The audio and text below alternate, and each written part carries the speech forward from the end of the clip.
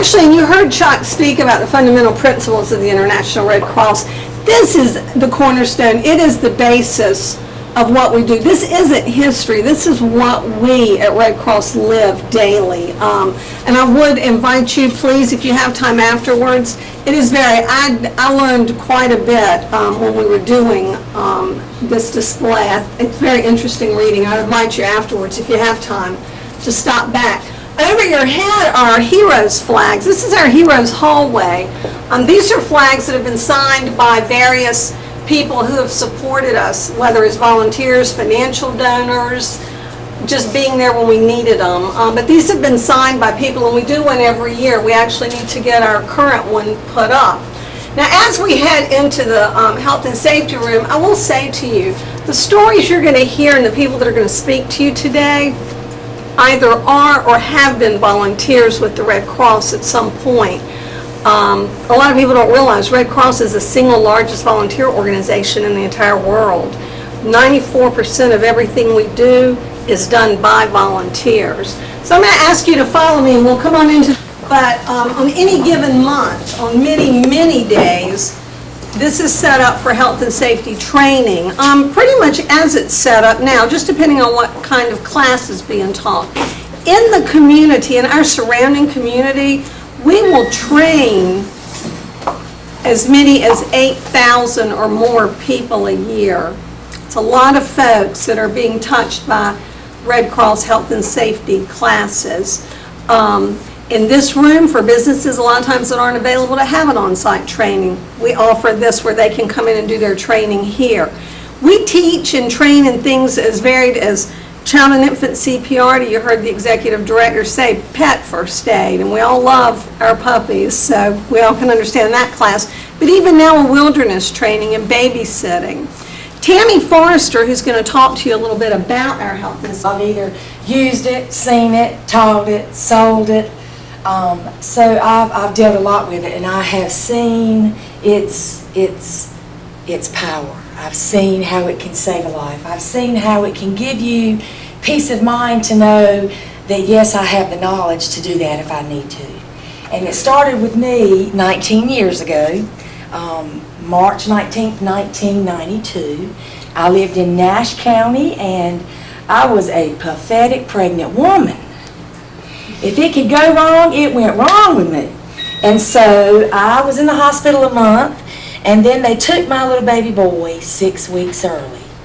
And he was a beautiful thing to me. But looking back on it, he kind of looked like E.T. But to me, he was beautiful. He was a miracle from heaven, and he was beautiful. But he was 3 pounds and 12 ounces. So in Nash County, before you can take a child home that's under the weight of 5 pounds, one of the parents, if not both, have to be trained in CPR and rescue breathing and choking. Okay, so I wasn't physically able at the time, but my husband was. And we left the hospital with Grant. And little did I know, 3 months later, I would be using what I had learned on my child. I had to do rescue breathing for my child. And I will tell you from experience, when it's your baby, and I had to go pick my baby up out of a crib, and he was about the color of Sammy Garner's pants, that'll scare you. It really will. But because of the training I had had, I knew how to do that and how to save his life. Thank God. But there have also been other situations. I have so many stories when I stand in front of you. There's so many things I want to tell you because it's so important to me that you know it. Because odds are the person's life that you save, you're going to know them. It's going to be somebody you work with, or it's going to be somebody you love.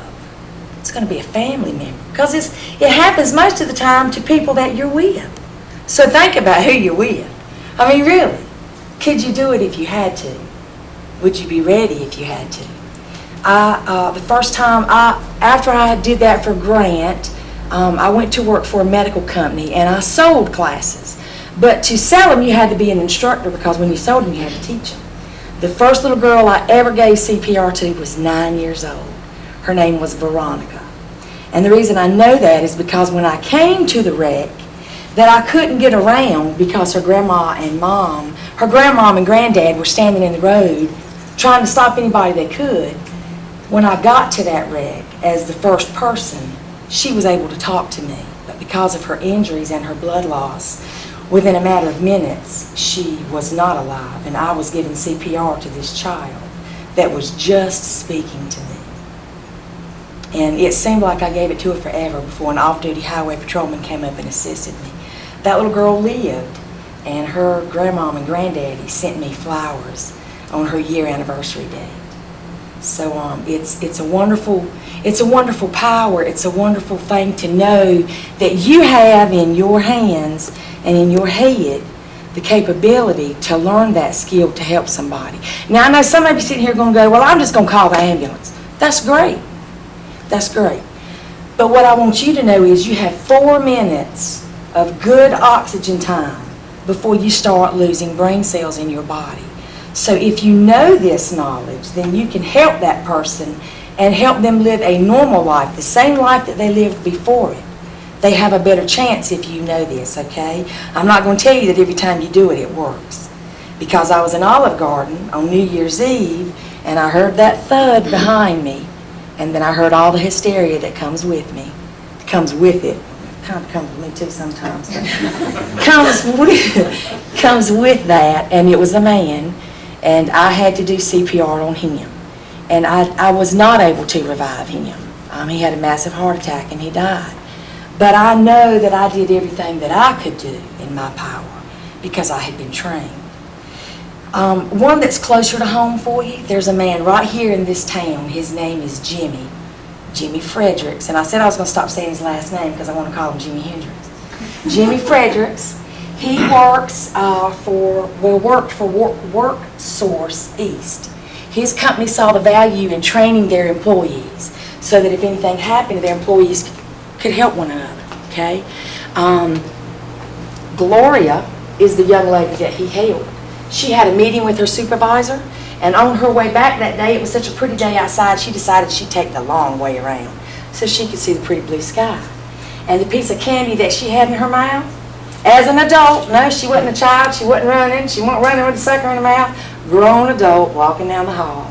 Piece of candy became lodged in her throat, and Gloria was choking to death. And Gloria ran through the first door she got to, and there was nobody in it. She came out, ran through the second door she got to. There was nobody in it. The third door she ran through, Jimmy was in there, and he was teaching a class. He wasn't teaching a CPR class, he was teaching a printing class, which is something they do at that facility. He was able, because his company had seen the benefit in the life-saving skills of CPR, Heimlich, first aid, to save her life. Now to hear Gloria tell it, oh, he's the greatest thing since sliced bread. But to see Jimmy tell it, oh, it was nothing. Just buying mustard at the grocery store was nothing. But what makes this story come full circle is that less than a year later, Jimmy Fredericks was sitting in Michelle Harris's class, and he was eating some Skittles, and as he would tell you, the green, the yellow, and the red one got lodged in his throat, and he was choking. Now, Jimmy's a big man. Jimmy's like 6'5", at least 300 pounds. That's a big man. It took 3 people in that class to do the Heimlich maneuver on him. He lost consciousness while they did it. But because they were trained and they knew how, they were able to save his life. So Jimmy knows how it feels to save somebody's life, but he also knows how it feels to have it come full circle and save somebody else's life. So my question to you is, would you be ready if that happened to you? Would you have the knowledge? Have you armed yourself with the knowledge to save that life, or at least give it your best shot, and not spend any time questioning yourself, was there anything else I could have done? Do you have that knowledge? Now, if you don't, I can help you with that. In front of you are some papers that tells you our class schedules, okay? You can register for any of those classes, or your companies can sign up for any of those classes, and we will be glad to teach you the life-saving skills of CPR and the Heimlich and first aid and all that comes with it, okay? Because I would like you guys to be able to help someone if they're ever in need, okay? Thank you very much for your time. Thank you, Tammy. I want to make a statement, and I want to say something to you because this always floors people. When we think of disasters, we typically think of flooding, tornadoes, hurricanes. All the scenarios that Tammy just spoke to you about, in and of themselves, are all a disaster. So again, you have a schedule in front of you, please. We would love to be sure that everyone in this county was trained, everyone in our community is trained, so that they're ready and they have the knowledge should they ever be needed to save someone's life. Now, speaking of disasters, we're going to get ready to move on into our disaster portion of the tour. I told you that when I came to Red Cross, I really had not expected to come to work for Red Cross. I was again practicing the interview skills, and so when I came, I didn't have a lot of knowledge about how a nonprofit worked and what happened at Red Cross. You heard our executive director speak about volunteerism, and I was just so amazed at the outpouring of the volunteers that we had here and how they were always, it seemed, ready to do whatever, whenever you needed them. Well, this one volunteer in particular, and I was still very much a newbie, and I just asked her one, I said, I want to ask you something, and if it's personal, please let me know, and you don't have to answer. But I've noticed that no matter when I need you, where I need you, what time of the day, month, you always seem to say yes. Is there a motivation? Why? I'm just curious. Well, she looked at me, and of course she gave me the first correct answer, which is, well, it's the right thing to do. And that isn't exactly perfect reason, because it is the right thing to do. But then she went on to tell me something that for me was kind of a defining moment. It let me know and understand a little bit more about what the Red Cross was. She said, you know, during Floyd, our house was flooded out to the point that they had to leave and were not allowed to go back. She said, as we traveled around the county and going to see the different agencies and trying to get help or see what was available to us, she said it always seemed there was the one question that everyone asked: your income, how much do you have in the bank? We need to know these things so we can know how much help we can give you. She said, we went to the Red Cross. The one question they didn't ask was, what do you have? The question they asked us was, what do you need? Let us see what we can do to help you. She said, and from that day forward, I knew that I was going to be a Red Cross volunteer. That was going to be my way of repaying for the help. And what I would say to you, and what a lot of people don't realize, is Red Cross disaster assistance is free, and it's free to whoever needs it. And we're quite proud to say that we don't ask those questions. We just ask you what you need and how can we help you. Volunteer to answer those fire calls. And let me tell you, for whatever reason, they always seem to happen around 2 or 3 a.m. in the morning when it's pitch black dark. But these guys go out, and like the story my mother told me about Red Cross, they're on the scene to help folks. They come in here, they get what they need, and they head out. And we thought a wonderful way for you to get a sense of what that's like is to actually carry you to the scene of a fire. So what I would say to you, as I said, and I will repeat, it's always middle of the night and it's pitch black. So I want you to find somewhere that you're comfortable if you want to just make sure you're leaning or touching on something, because we are going to take you to the scene of a fire.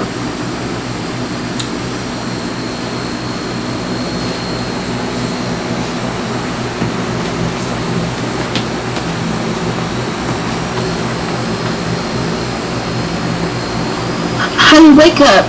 Do you hear that? Do you smell the smoke? It's the alarm. Wake up. Get up. Smoke? Oh God, the house is on fire. Get Dante, I'll get Alicia. Is the smoke there? I can't see at this end of the hall. Can you get to them? You do that and I'll get the cat. Where is the cat? I think she's outside. We need to worry about you. How about the Bible? No time. Get out. Have you got your phone? We need to call 911. No, get out. Just go. The kitchen's full of flames. Go out the front door. Go to the yard. Hang on, baby. We're almost there. Look at it burn. Are you okay? Are we all okay? It's our house. It's everything we own. Here's the fire department. How could this happen? What do we do? What's next? Red Cross is what's next.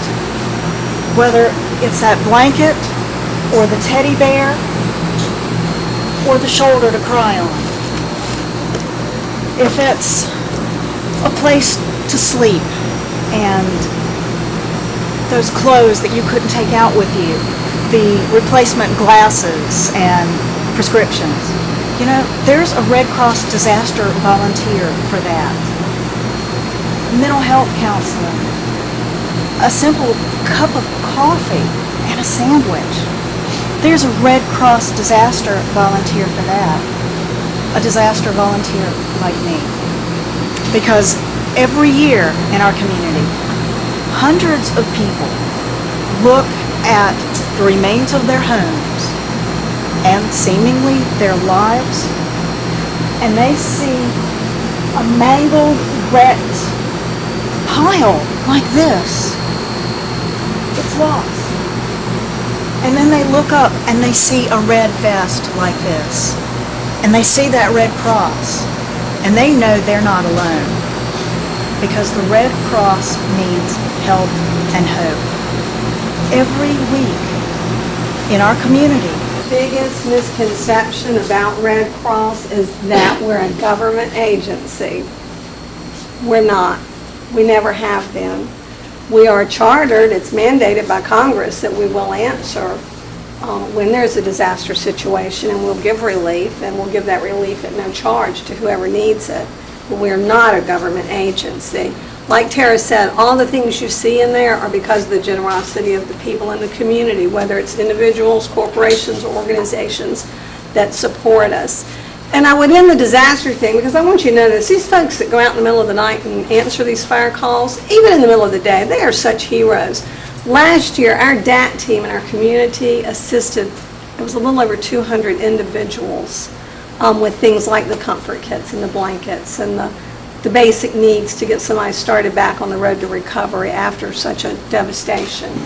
Now, for those of you that give blood, I told you this was our training room for health and safety, and it is. But once a month, at least once a month, it morphs into our blood donation center. We hold blood drives in this particular space at least once a month every year. Throughout the community, well over drives that we had. About 175, yeah. We collect, and this is a number that we are all proud of at the Red Cross, and I have blood volunteers here today, so they know. We will collect over 600 units of blood. 6,000, wow, long day. 6,000 units of blood, sorry.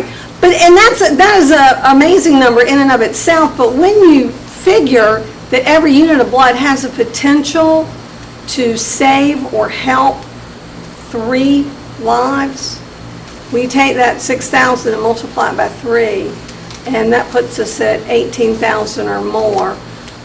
Something we're very, very proud of. It's a very easy way to be a hero, giving blood is. Now, in this part of the room, this is where the actual blood donation process takes place. After the person is finished giving blood, what we ask them to do at the Red Cross is to go into what we call a canteen area, where they sit for a few minutes, have a drink and cookies, donuts. We want to make sure they feel okay and that the process has gone well for them. So what I'm going to do, I'm going to take you into the canteen area where you're going to meet another person that has a story that they want to share with you of her. She began volunteering with us, and she's kind of done the whole full circle. She's donated blood, she's volunteered for the Red Cross, she works for us some, and I'm going to let her share her story with you.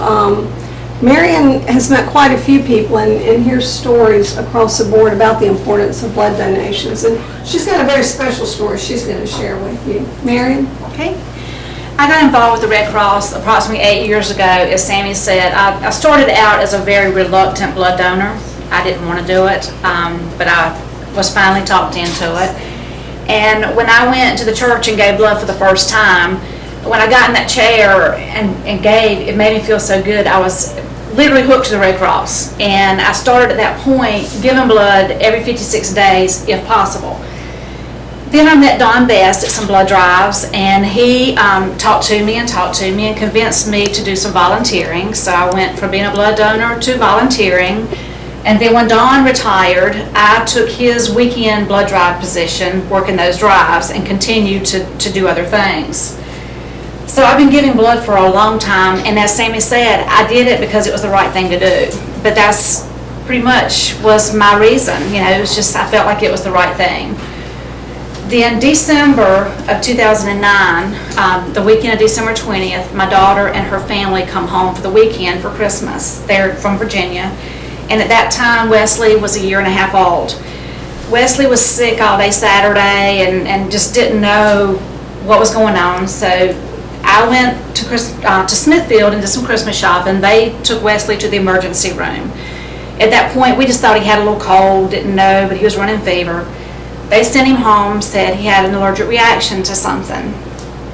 Well, throughout the night, he was very restless and got worse, and we woke up about 4 o'clock in the morning, Sunday morning, with Wesley screaming his head off. And it was pitch black dark, but as soon as we turned the lights on, we could see that it was more than that. His little eye was swollen beyond recognition, so immediately they took him back to the emergency room. And I'm waiting at home, and I was going to go ahead and go to church, but I kept getting ready, but I kept dragging, just waiting for the phone call to find out what was wrong. So it was about 10 o'clock, the phone rang, and Mary says, "Mama." And I knew when she said "Mama" that something wasn't right. She said that Wesley has leukemia. And from that day, he had a very rough first 6 months, the first year of his treatments. This picture here of Wesley was about 5 months after he was diagnosed, and this was his first cancer survival walk. He's now participated in his second cancer survival walk. He is in remission. He has received blood 6 times. He has received platelets 6 times. So now, not only do I give because it's the right thing to do, I give because I know for a fact it's the right thing to do.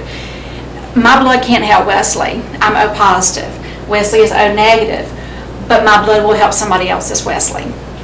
And I don't know how many of you guys in here give blood, how many don't, but I'll tell you, it's just a good feeling to know that one donation can help save up to 3 lives. Give a child or an adult another Christmas, and give me kisses, which he loves to do. But one more thing I forgot to say, I'm sorry. When I went to Smithfield that night, it was so ironic because I was standing in line to pay for my gifts, and there was one of those posters beside the cash register that had one of those precious cancer children on the picture. And I was sitting there checking out, looking at it, thinking, wow, it's Christmas. How sad to see that picture of that child. And then the next morning, I'm the grandmother of one of those children. So giving blood is a wonderful thing. And it can help somebody in your family. It can help a neighbor. You just don't know who it can help. So please, if you don't donate blood, please do so if you can. We have blood drives all the time. And it does make you feel good. Here's a calendar here for the month of August. We have blood drives all the time. Our chapter is a member of the Carolinas Blood Region. The Carolinas Blood Region for 15 years. 15 years has been #1 in the entire United States in whole blood collection. Now, we're talking about a southeastern part of the country.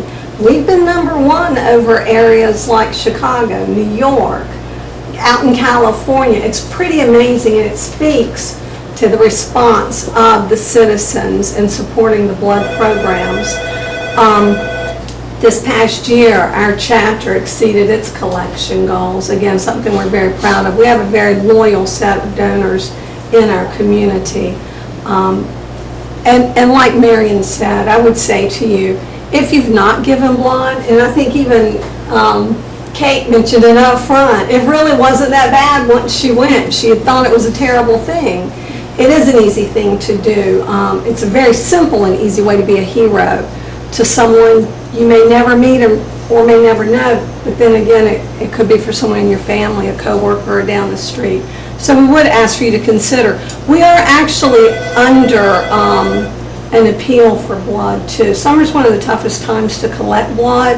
People are traveling, they're on vacations, they're out of place more, but in being out of place, they're traveling, they're on the road, it just stands to reason. Thinking about giving blood kind of moves down while the incidence of accidents move up. So we would ask you to consider giving blood this summer. Truly We appreciate desperately need you it. taking time out of your busy Having said schedules that- to be here. We truly feel like this is a important message that we can all share, and I hope that you walk away and hopefully you knew some of that. Hopefully you knew some of what the Red Cross does day in and day out, but I do hope that you left learning at least something new that you didn't know, and hopefully, like I mentioned earlier, hopefully we've inspired you.